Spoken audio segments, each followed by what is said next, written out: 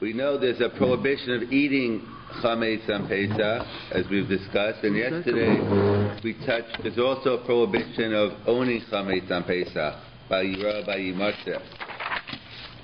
There's another mitzvah in the Torah. It says the mitzvah of Tashbisu. There seems to be a positive mitzvah to make sure you don't have any chametz in your house. So where exactly does the mitzvah of Tashbisu fit in? And as well, because there's a Gemara that says in Pesachim and Daf Amud Beis that we know there's Bidika and there's Bittul. You search for your chametz and then you nullify it. So the Gemara tells us Bittul minat Torah, Bittul bi'al masagi. The Gemara tells us that minat Torah it's enough just to nullify your chametz. If you just nullified your chametz, we did the kol chamira. We just say the chametz no longer belongs to us. So biblically speaking, we cannot violate the prohibition of owning chametz. Bidika we just do for other reasons, to avoid either vayira or to come not to eat it. So there's a major machlokas Rashi and Tosfos. What is the difference between Tashbisu and Bittul? Are they the same? Are they different? So Rashi writes, and it's the Targum, that Bittul Haino Tashbisu. And the Gemara says, Bittul Bi'al Masaki, it's enough just to nullify your chametz, and we just do Bidika because it's a mitzvah d'Rabbanan to make sure we don't eat the chametz, we don't violate owning chametz. So according to the way Rashi learns the mitzvah of Bittul is the same mitzvah in the Torah of Tashbisu. There's a mitzvah the Torah tells us we have to get rid of our chametz. So Rashi learns that's what Bittul, the mitzvah of Bittul chametz is the fulfillment of the mitzvah in our Torah of Tashbisu.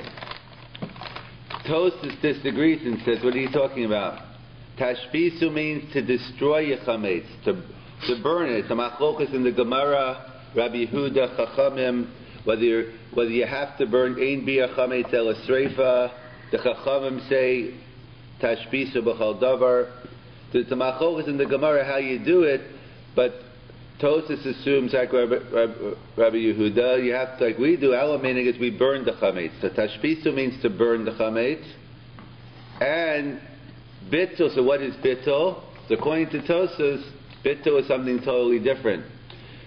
Bittul is just a means of avoiding Bal Yira, Bal Yimatzeh. Of course, the Gemara says Bittul works, but you don't fulfill your mitzvah of Tashbisu. You avoid the prohibition of Bal Yira, Bal Yimatzeh. So it's a major machlokas Rashi and Tosfos.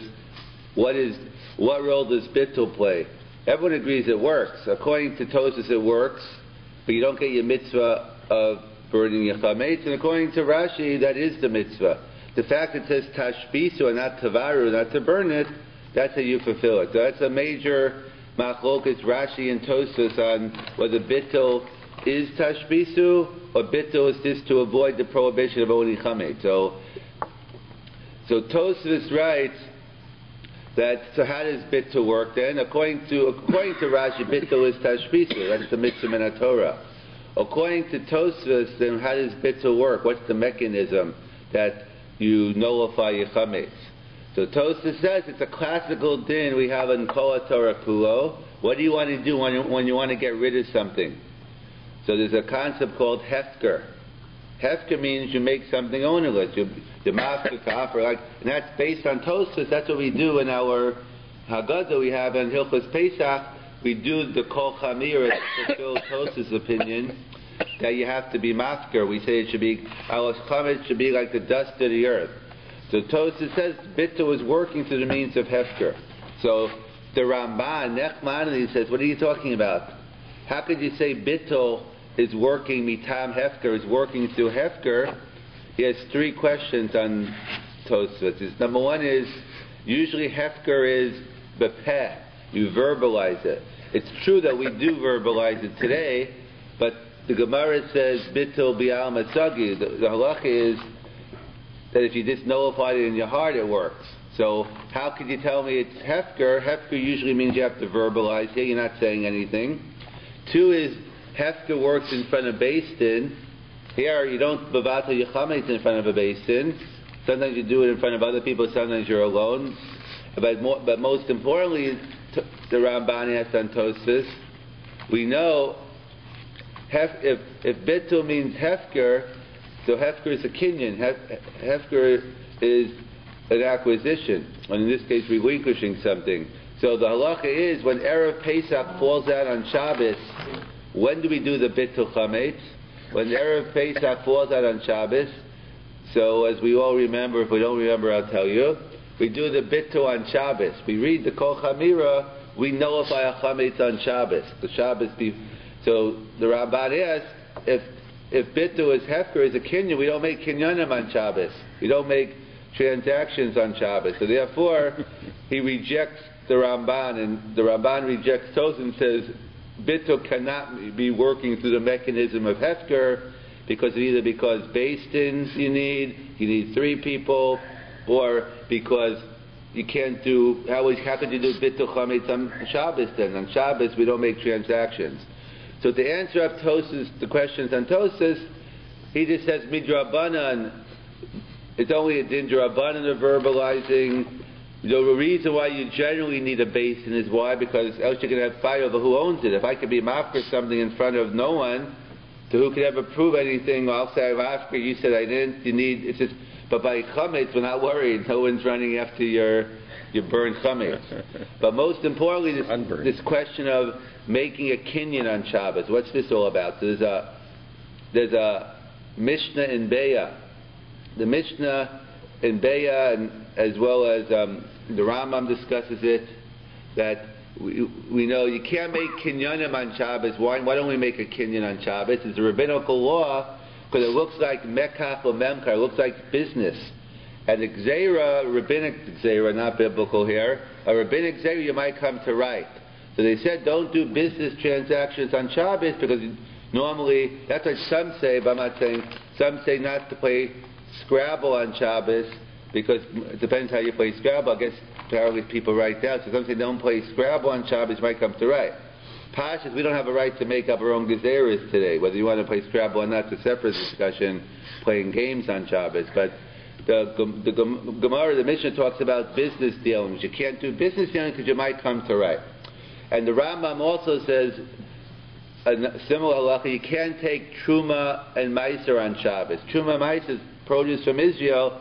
We have to take off a certain tithe in order to be able to eat it. It's teva is what it's called. It's prohibited to eat before.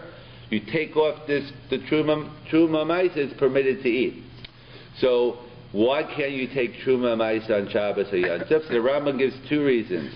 One is, he says, because it's a prohibition of tikkun mana. Tikkun mana means that you're rectifying, like sholach manas. Mana could be a food. Up until now, this food was prohibited to eat. Now the food's becoming permitted to eat. So it's kind of like there's a prohibition of makah b'patas. You can't finish something off. You can't make something usable on Shabbos. It's a violation. So by taking off truma meiser, you are making the food fit to eat. But the one we're concerned about is, but the Rambam also says, you know why you can't do it? Because you're causing a transaction to take place. There's a transfer of ownership. Let's assume, for argument's sake, right now the food belongs to you, or either way, now you're giving it to the Kohen, or it belongs to the Kohen. You're getting, however you want to look at it, there's a transfer of ownership going on between you and the Kohen. And we don't have transfer of ownership on Shabbos and Yom Tov. So the Rambam gives both of those reasons why you can't take truma meiser, why you can't do kinyanim. So that's a general rule. We don't transfer ownership on Shabbos. It's a rabbinical decree. We were afraid you could end up writing, and it takes away from the Shabbos. So they point out. So let's say there's a common practice of a bar mitzvah, bas mitzvah, that the rabbi gives a gift on Shabbos. Let's say a siddur, a sefer, to the child on Shabbos. What about the rabbinical prohibition of making a kinyan, or it's a transfer of ownership? So Avadja Yosef recommends, Chacham Avadja, he says what you should do is, he says it's your wife, but it could be with anyone, that you mark it to your wife before Shabbos. She acquires it on behalf of the bar mitzvah boy before Shabbos, so it's already his, you're just merely giving it to him, but the transaction already happened. That's how some suggest.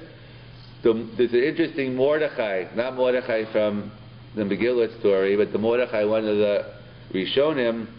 He says another reason that there's halacha of Erev Tavshilin.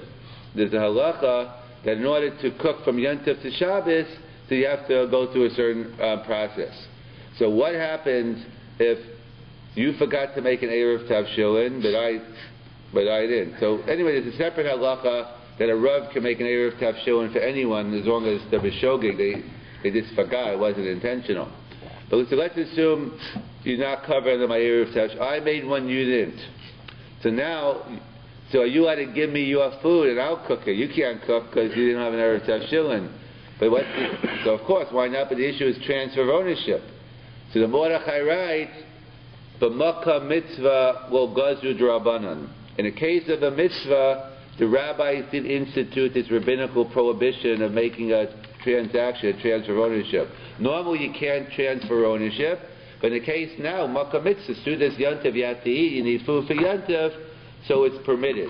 So either according to Avaji Yosef, until you make the kinyan before, assuming it's a makkah mitzvah to give the bar mitzvah boy, assuming he's going to use the siddur or the sefer, but we'll give him the benefit of the doubt, there is a makkah mitzvah here, or the rabbi has to give a speech and therefore he has to give it to him. Whoever the makkah mitzvah is for, they work out it's okay. So based on this, that's what someone to suggest over here. So you have so number one is you could say how the question the Ramban asked on Tosas is, Tosas says Tashbisa was one mitzvah, that's the mitzvah burning your chametz. That's what you should do. If you don't do it, so by hook or by crook, if you nullified it, you also don't violate the prohibition of owning chametz, but you're still lacking in your fulfillment of the mitzvah aseh of tashbisu. So Tosas, so the question on Tosas was, how is Bittul working? He says it's working mitam hefker, by making it ownerless. How can you make a transaction, a transfer of ownership on Shabbos or Yontif? So perhaps the Tosas is going like the Mordechai, that the makkah mitzvah, it's true, well, goes to the Of course, usually you're right, you can't transfer ownership. But in the case of the mitzvah daraisa, bittul chametz, so then the rabbis relax the prohibition. That's one approach you could take. Or you could take a more fundamental approach. It's true you can't transfer ownership on Shabbos or Yontif. But is being mafker something considered transfer of ownership? Is that true? It's true I can't make a normal transaction. But if I'm just relinquishing something, maybe that's not a kinyan. So in fact, that is the opinion of the Meiri. The Meiri writes you are permitted to be mafker. It's true you can't make a transaction, but the Gemara never says you can't do hefker on Shabbos. It has to be, I'm just relinquishing ownership, no one's taking it. So according to the Meiri, and perhaps this is the opinion of Tosfos, that it's not a kasha, Bittul works mitam hefker. Forget it, I don't even need makkah mitzvah. There's no problem of being mafker something in Shabbos. In fact, it seems to be the opinion of the famous Rush by Parshas Zachar. The Gemara talks about when Rabbi Lezer, Gemara in Brachas, Rabbi Lezer walked into a shul, there were only 9 people, and he had an Eved Kanani. He brought his Eved Kanani with him, and so when he freed his slave, which is a biblical prohibition, in order to get a minyan. So we'll get this. It's a whole discussion that we're not going into. The point I'm bringing out. So the Rush writes there, and don't tell me we're talking about it was Shabbos Parshas Zachar. And you know why he did it? He wanted to fulfill the mitzvah, the rabbim, the biblical mitzvah Parshas Zachar. But that's the side of the point. But what do we see from the Rush? He didn't have a problem that the fact that Rabbi Lezer mafkerd made his slave free. So we see the Rush also, perhaps it's the Rush's opinion, Tosfos as well as the Meiri, that there is no problem of hefker. So we have 2 ways of answering up the Ramban's kasha on Tosfos. How can we do, if Bittul works mitam hefker, how could you do it? Number one is, the makkah mitzvah, we said it's okay, or listen, you don't need makkah, it is a makkah mitzvah, you don't even need it. There is no problem of being mafker. So you have that's how the Tosfos would answer the questions on the Ramban. So we have a fundamental machlokes, Rashi versus Tosfos. How does Bittul work? Bittul works mitam hefker. But according to Rashi, how does bittul work? Because what do you mean? What does Rashi say bittul means in the Ramban? Bittul belev sagi. So let me ask you something. I have an iPhone here. If I think in my heart, this no longer belongs to me, does that work? And al pi halach, is that a meaningful way of doing things? No, the halach is it's meaningless. Bittul belev doesn't work in normal case of kinyanim. You have to actually be mafkir, go through the kinyanim. Thinking something in my heart does not work that it goes out of my possession. So the question on Rashi is, so why should Chametz on Pesach be different? Bishlom, according to Tosfos, it's a normal mechanism of all monetary matters in Kol HaTorah Kulo. You mafkir, so that's the way you hefker works in all areas. But what is bittul belev? Me thinking in my heart that I'm not going to own, that doesn't work. If it doesn't work by other areas, why would Rashi say that it would work here? So the Ramban wants to explain Rashi. So he has a beautiful pshat. He says like this. There's a Gemara in different places. In Pesachim, I think Baba Kama, the Gemara says a big chiddush here. The Gemara says, you know what, the two things that a person cannot own legally. What are two things a person cannot own legally? There might be more than two, but the Gemara talks about two. Bor v'reshus harabim, that if you make a pit in a public place, so I'm responsible, but I can't say I own it because it's a public place. The Torah gave me achrayus on it, but I don't own it. And the second one is Chametz Pesach. I think it says after 6 hours into the day on Erev Pesach. Chametz, why can't I own Chametz on Pesach? Because it's a logical absurdity, the Ramban writes, which is a fundamental issue in terms of ownership in Jewish law. What's the definition of owning something? So you could debate the issue, but the Ramban says, you know what the definition of ownership is? Usage. You have to be able to use it. If I can't get any benefit, I use it, then what do you mean I own it? So he says, by definition, chametz is aser b'achil, I can't eat it, and it's aser b'hana, and I can't get any benefits. If I can't eat it, I can't get any benefits, I can't own it. So he says, really, minat Torah, it's impossible to own. You do nothing. You don't do tashbisu, you don't do bittul. You can't own chametz on Pesach. It doesn't make it. You can't. It's not something you can own on Pesach. But it's something the Torah said, but you're responsible for. The Torah gave me. The Torah superimposed it on me. Really, strictly speaking, I can't own it. But the Torah says I'm responsible. So the Ramban writes. So therefore, what? So if I show I want it, so then it belongs to me. If I do something to show that I don't want it, so then it reverts back to the original halacha of it can't belong to me. So what do? We do the chametz. We do bittul chametz. It's lo nechel kiyume. So it goes like this. Really, bittul belev doesn't work. And in Kol HaTorah Kul, you can't nullify something by thinking about it. So Kasha and Rashi and the Ramban. So why does it work by chametz? Because chametz you don't really own. If it's a classical, Tosfos would say it's a classical ownership. You own it, and therefore to get rid of it, you got to go through the classical means to disown it, and therefore you have to go through the process of hefker. Rashi and the Rambam say, no, you're right. Really, you need hefker, some other kinyan to get rid of something. But chametz on Pesach is different because that's something you can't own because you can't have any usage. It's only the Torah gave me achrayus. To get rid of the achrayus, that's enough bittul belev by showing I have nothing to do with it. In fact, Rav Soloveitchik explained.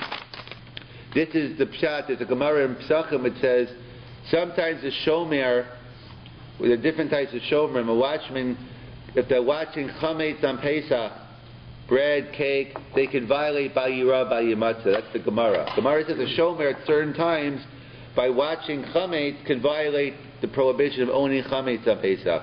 But the Gemara doesn't tell us what type of shomer we're talking about.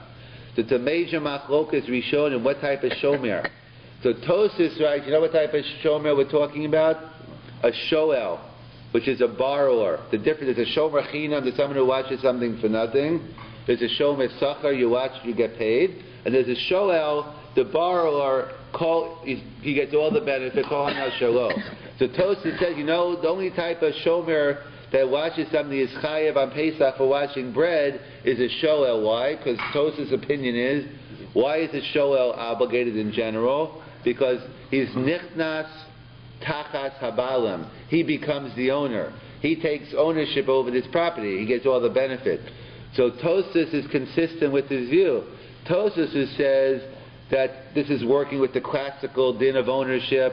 So I have to actually, to be a shoel, to actually own this bread or own this piece of cake that I'm watching, only a shoel could violate by yira, by yimatzah, because only he actually becomes, but a shoel mersachah doesn't have that level, and certainly a shoel mechinam.